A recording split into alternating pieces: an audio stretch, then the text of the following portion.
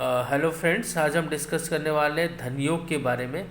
और अगर आपकी कुंडली में धन योग है तो आपको एक अच्छी लग्जरियस लाइफ मिलती है। आपके पास अच्छा गाड़ी होता है, बंगला होता है और बाकी जो भी लग्जरी चीज़ें होती हैं एक अच्छी लाइफस्टाइल के लिए, वो सब धन योग के कारण मिलता है। धन योग कैसे बनता है? बेसिकली धन योग 5 हाउसेस के वजह से बनता है। अगर 5 हाउसेस में कुछ कनेक्शन हो, जैसे कि एस्पेक्ट हो या साथ साथ बैठे हों इनके लॉर्ड, एक दूसरे के साथ एक्सचेंज कर रहे हो, राशि परिवर्तन हो रहा हो, तब बनता है धन योग। हम डिटेल में इसको देखते हैं। ये बनता है basically first house, second house, fifth house, ninth house और 11th हाउस। फर्स्ट हाउस यानी आप खुद सेल्फ, सेकेंड हाउस आपका जो सेविंग्स है, वेल्थ है, फैमिली है, सेकेंड हाउस। फिफ्थ हाउस ये एक स्पेकुलेटिव गेंस का हाउस है, ठीक है ना, सडन गेंस का भी हाउस है, ठीक है ना। नाइन्थ हाउस लक्ष्मी स्थान है और इसको एस्ट्रोलॉजी में लक्ष्मी स्थान भी बोलते हैं। 11th house house of gains है। नाइन्थ हाउस जो है, अगर यहाँ से आप काउंट करोगे तो ये भाग्य का भी हाउस है, तो 11वां नंबर बनेगा। मैं गिना के दिखाता हूँ, 1 2 3 4 5 6 7 8 9 10 11वां। तो ये नाइन्थ हाउस जो है वो 11वां है, किससे? 11th हाउस ऑफ गेन से। तो इसके वजह से भी नाइन्थ हाउस बहुत ही महत्वपूर्ण है और ये भाग्य का भी घर है। तो ये अगर 5 हाउस के साथ साथ इनके जो लॉर्ड हैं अगर एक साथ बैठे हों या फिर इनके साथ आपस में राशि परिवर्तन हो रहा है या फिर इनका एस्पेक्ट हो रहा है, म्यूचुअल एस्पेक्ट, तब ये धन योग बनता है। हम कुछ एग्जाम्पल लेके देखते हैं, ठीक है ना। ये सिंह लगन की कुंडली है आपके पास और फॉर एग्जाम्पल आपका जो कुंडली का जो मालिक है वो सूर्य है। फर्स्ट हाउस हमारे इस फॉर्मूले के अंदर फर्स्ट हाउस भी आता है। और आपका धन स्थान का मालिक कौन है? मरकुरी, क्योंकि ये आपका 11th हाउस का भी लॉर्ड है और सेकेंड हाउस का भी लॉर्ड है। तो मरकुरी यहाँ पर बहुत इंपॉर्टेंट हो गया धन योग के कारण। फॉर एग्जाम्पल सूर्य और मरकुरी का कंजंक्शन अगर सपोज 10th हाउस में है, तो इसका मतलब ये है कि आप अपने कर्म स्थान में कुछ अच्छे पोजीशन में जाओगे, जिसके चलते आपका ये धन योग बनेगा। अच्छा कर्म करोगे, अच्छी जॉब मिलेगी आपको और आपके पास ये सारी लग्जरी जैसे अच्छी गाड़ी, बंगला, ये सब मिलेगा। और ये जो कंजंक्शन हो रहा है फर्स्ट हाउस और 11th लॉर्ड और सेकेंड लॉर्ड भी मरकुरी है 10th हाउस में, तो कैरियर के थ्रू आप बहुत अच्छा गेन करोगे। यही कंजंक्शन सपोज आपका 4th हाउस में होता सन और मरकुरी का, तो ये सजेस्ट करता कि आप अच्छी आप खुद अपनी मेहनत से अच्छी प्रॉपर्टी भी बनाओगे।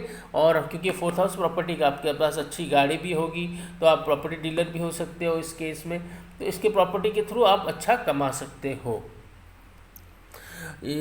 तो ये हो गया आपका एक एग्जाम्पल लग्नेश और सेकेंड हाउस का कम्बिनेशन के वजह से, कंजंक्शन के वजह से। सपोज मरकुरी जो यहाँ पर है सेकेंड लॉर्ड, वो जाके 11th हाउस में बैठ जाए, सेकेंड लॉर्ड इन 11th हाउस, ठीक है। इन दोनों के बीच में एक कम्बिनेशन आ गया। इसका मतलब ये हो गया कि आपका जो सेविंग का घर का मालिक है वो जाके हाउस ऑफ गेंस में जाके बैठ गया, तो ये भी एक धन योग है। सेकेंड हाउस का लॉर्ड जब भी 11th हाउस में बैठता है तो एक धन योग होता है। फॉर एग्जांपल और एक एग्जांपल ले लेते हैं। सपोज आपका 5th हाउस का लॉर्ड जो कि जुपिटर है और आपका सेकेंड हाउस का या 11th हाउस का लॉर्ड, 11th हाउस का लॉर्ड बेसिकली सेकेंड हाउस और 5th हाउस का लॉर्ड सपोज आपके 8th हाउस में बैठ जाए। ये एक फॉर्मूला है। अगर सेकेंड हाउस का लॉर्ड और 5th हाउस का लॉर्ड अगर 8th हाउस में बैठ जाए, आपको पता ही है 8th हाउस बहुत सडन इवेंट्स देता है लाइफ में, तो ये लॉटरी जीतने का भी पॉसिबिलिटी कर देता है, क्योंकि 5th हाउस भी स्पेकुलेटिव गेंस है और 8th हाउस सडन गेंस है। तो लॉटरी अगर कुछ लोग लॉटरी जीत जाते हैं, करोड़ों जीत जाते हैं, या तो ये इनका कम्बिनेशन होता है। सेकेंड हाउस का लॉर्ड अगर और 5th हाउस का लॉर्ड अगर 8th house of sudden events में आ जाएगा। इस कुंडली के अनुसार मरकुरी और जुपिटर, मरकुरी जो है सेकेंड हाउस का लॉर्ड है और जुपिटर जो है आपका 5th हाउस का लॉर्ड है, और ये कहाँ बैठा है? 8th हाउस में। तो इस केस में भी ऐसे केसेस में भी आप लॉटरी या sudden gains, mutual stock market में भी गेंस देखा जाता है, ठीक है ना। तो बेसिकली अगर फॉर एग्जांपल और एक एग्जांपल ले लेते हैं, फर्स्ट हाउस का लॉर्ड और 11th हाउस का लॉर्ड जो कि सन और मरकुरी पहले ही बता दिया हूँ मैं। और उसके बाद for example Mars 9th house का भी लॉर्ड है, हमारे फॉर्मूले के अनुसार 9th हाउस भी है। सूर्य और मार्स का कम्बिनेशन कहीं भी हो कंजंक्शन, तब भी ये धनयोग बन जाएगा।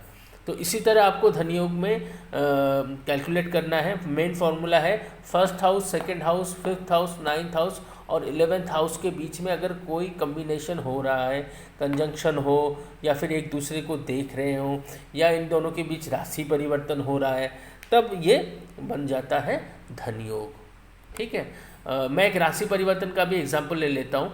सपोज यहाँ बैठ गया सूर्य और यहाँ बैठ गया मार्स, यहाँ सूर्य और यहाँ मार्स, यानी लग्नेश जो है 1st हाउस का लॉर्ड 9th हाउस में बैठ गया और 9th हाउस का लॉर्ड आपका लगन में बैठ गया। तो ये एक राशि परिवर्तन हो गया जिसके कारण भी धनयोग बन जाएगा। Thank you so much. Next class में दूसरा टॉपिक के ऊपर डिस्कस करेंगे।